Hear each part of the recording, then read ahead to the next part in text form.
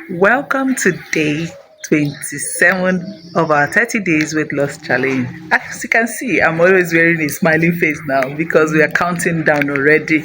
Yeah. How is it going? I know the journey hasn't been an easy ride, but we thank God we are almost getting there. This challenge no be beans, no be child's play, I tell you. So remember our three major elements, which is the food portioning, the food or the meal on our timetable, and our daily workout. If you can't do it in the morning, endeavor to do it in the evening. Don't miss the day. Don't say I will miss today and do it and double it tomorrow. No way, it doesn't work like that. You must do it in a day. Okay? Spare that time and do it for you to see results, for you to get your results. Health is wealth. Healthy living is a key. For the first workout section, we have two options for you to choose. First, either you start with a 45-minute walk, which is approximately 7,000 step counts, if I'm not mistaken. You can either choose to make it a fast walk or a normal walk, but try to walk with your timer to enable you time yourself. If you can't go for a walk, then here is the second option. The second option, which is jump rope workouts or skipping as we usually call it in Nigeria. Using your skipping rope, do a 300 to 400 counts, or you can even choose to do more depending on your strength.